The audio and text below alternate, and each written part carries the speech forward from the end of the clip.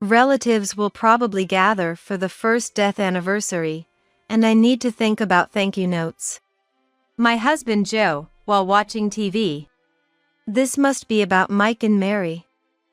It has nothing to do with us. I felt a surge of anger and sighed deeply. I want to confirm now, you're attending Bob's first death anniversary, right?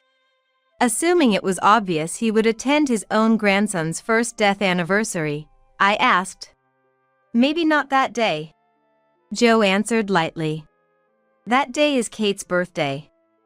So I can't go to Bob's first death anniversary. Who prioritizes their sister's birthday over their grandson's first death anniversary? Without taking his eyes off the TV, Joe said. People should value the living over those who are no longer here. I've often been exasperated by how much Joe's sister-in-law, Kate, adores him and vice versa.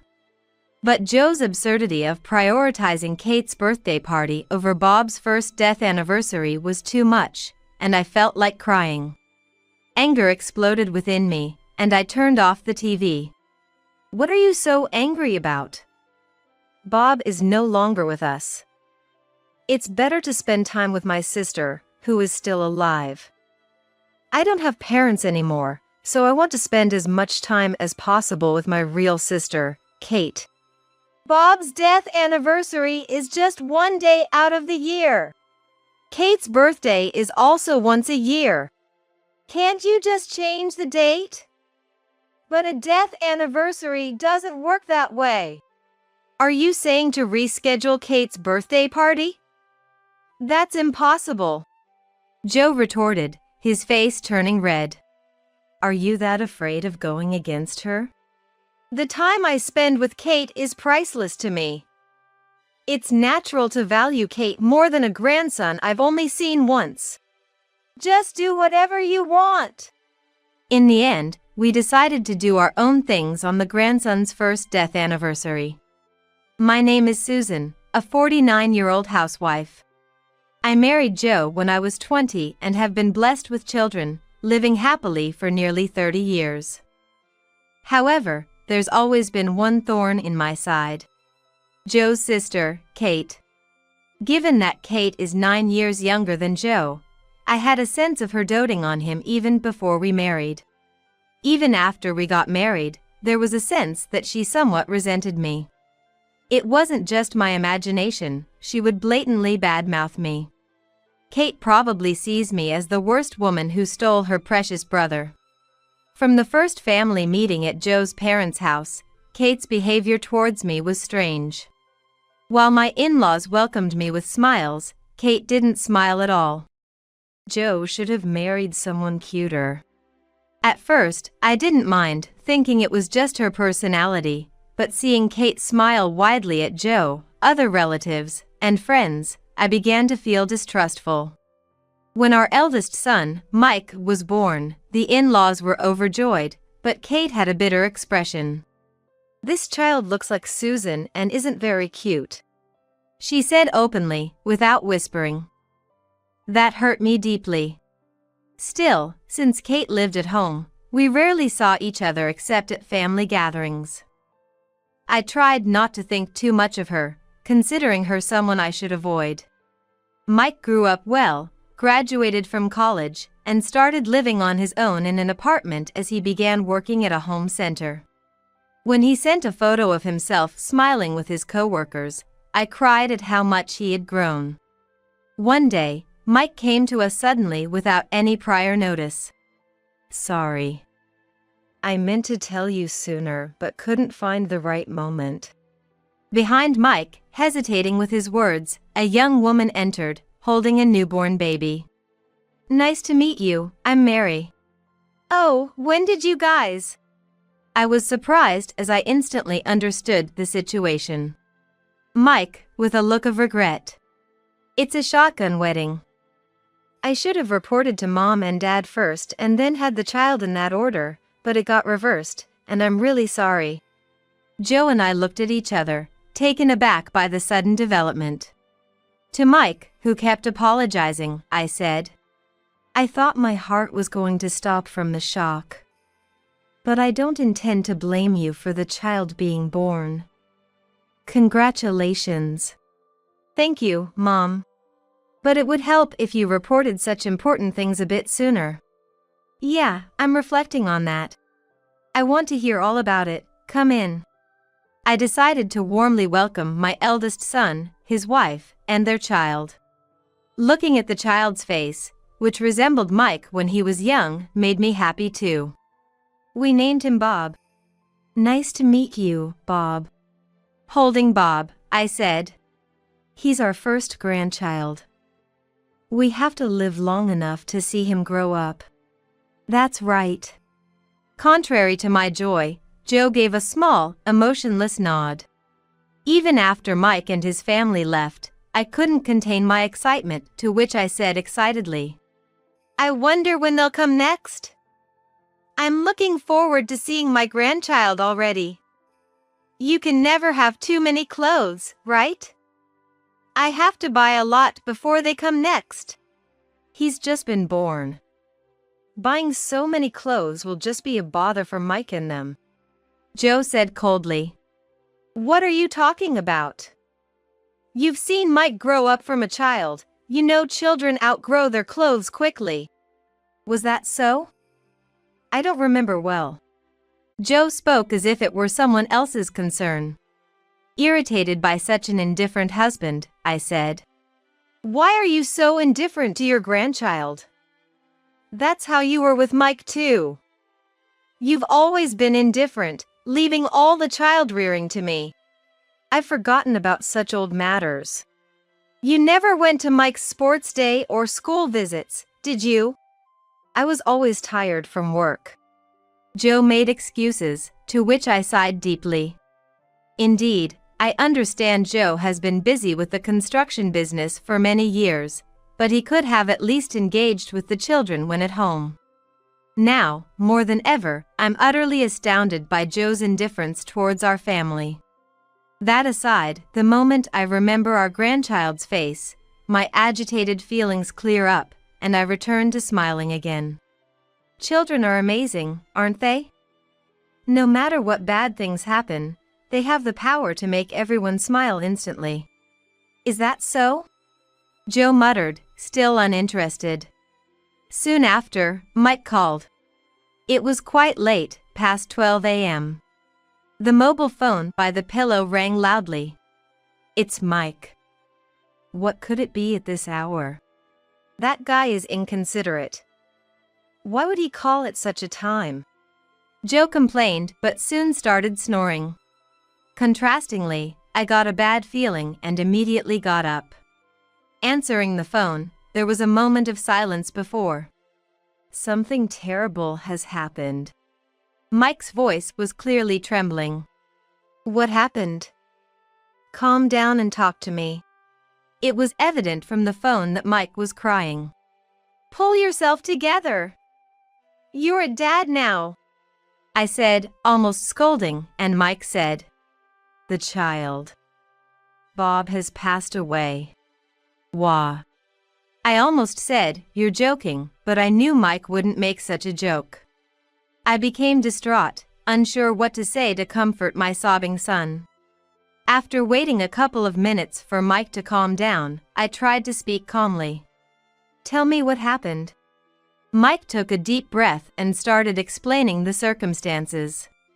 The cause of death was so-called sudden infant death syndrome. Mary is completely downcast, and whatever the doctor says goes over her head. Mom, please help. Even after hanging up, Mike's desperate cries echoed in my head.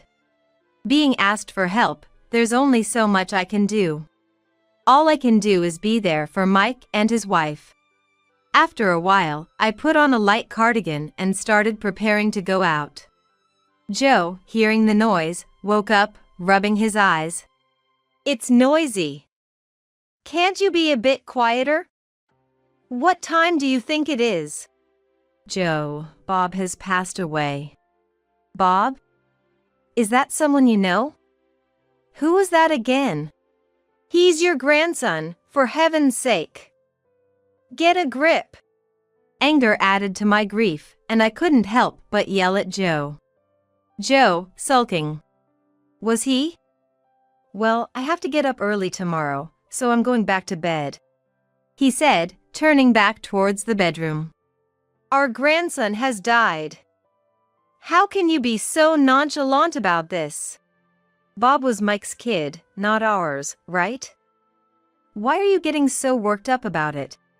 Joe's attitude, as if it was someone else's problem, pushed me to the edge. Fine. I'm going to Mike's place anyway. Leaving Joe, who showed no interest in his son or grandson, I drove through the dark streets to the hospital. The face of Bob when I arrived at the hospital looked just like a doll. Bob. I cried so hard I felt like collapsing. Mary clung to the child's body, with Mike supporting her frail body from behind. I quickly pulled myself together and said, Mary, I know it's hard, but you have to stay strong. Having never experienced the loss of a child, I didn't know what to say. Still, as a parent, all I could do was try to encourage them as much as possible. We were led to the funeral home's facility. Mary, why don't you lie down and rest a bit? Mary nodded with a pale face, but it's easier for me to stay awake. When I try to sleep, the child appears in my dreams. Mike, despite his grief, approached the meeting with the funeral home's representative with a calm demeanor. Mary, have you eaten anything? You won't last if you don't eat. I stayed close to Mary, who wouldn't leave the small coffin side, and continued to offer words of encouragement.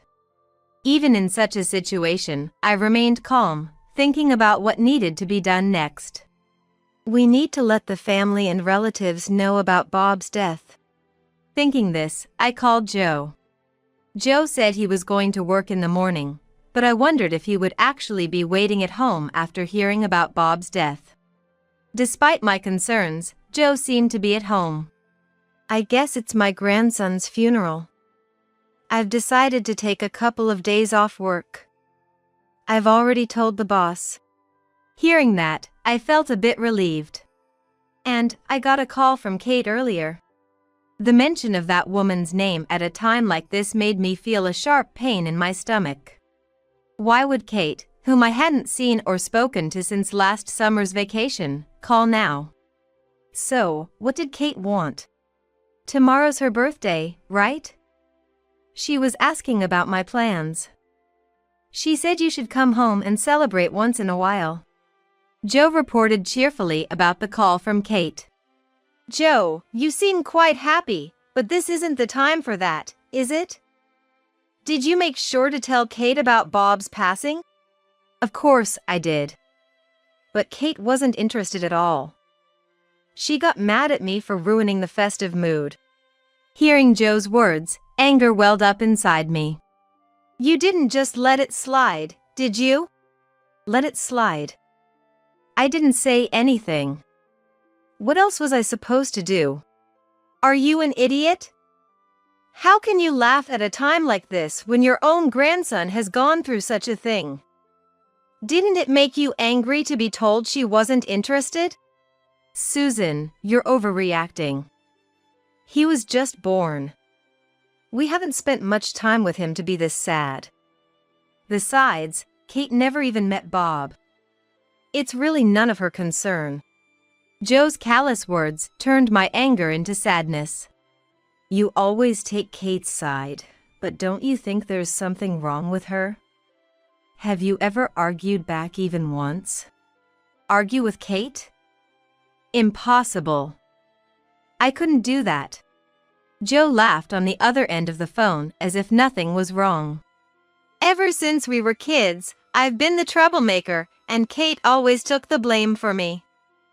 That's why I can't stand up to her even now. Joe recounted past memories, laughing loudly. I was dumbfounded and couldn't find the words to respond. This is insane. You and your sister are really something else. Gathering my strength, I managed to say just that before hanging up the phone. In the end, we attended our grandson's funeral service with unresolved feelings between us. As Bob's first death anniversary was approaching not long after his death, I suggested to Joe, who had the day off, that we should take some time to talk about the future. Even though it's not as big as the funeral, relatives will gather for the first death anniversary, and we need to think about thank you notes and various other things. Since then, my sister-in-law, Mary, seemed to have regained her energy to the extent that it did not interfere with her daily life, but sometimes she became gloomy remembering Bob. I didn't want to burden Mary, so I wanted to help as much as I could in her place.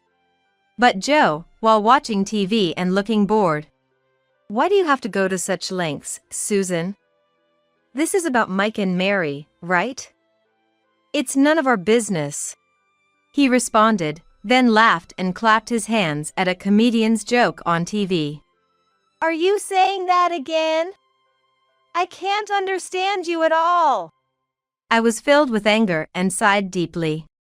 Since Bob's funeral, my distrust towards Joe had only increased. I always visit the grave on Bob's monthly death anniversary.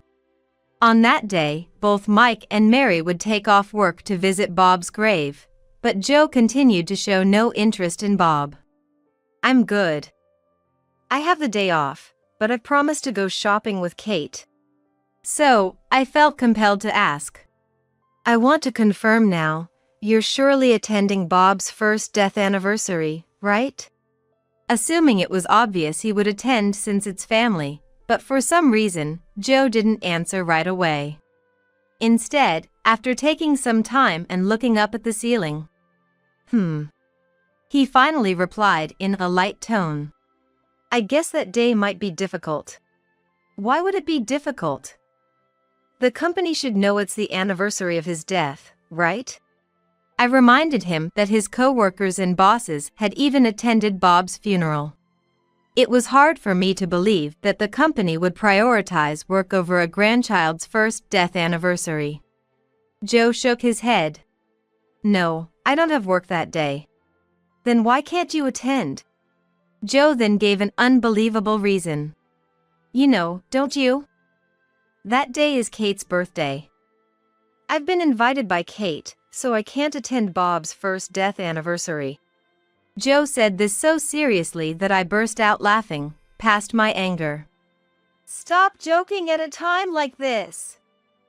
Who prioritizes their sister's birthday over their grandson's first death anniversary? I've never heard such a thing." Without taking his eyes off the TV, Joe said, "People should value those who are alive over those who are not," and started laughing loudly again at another joke on TV.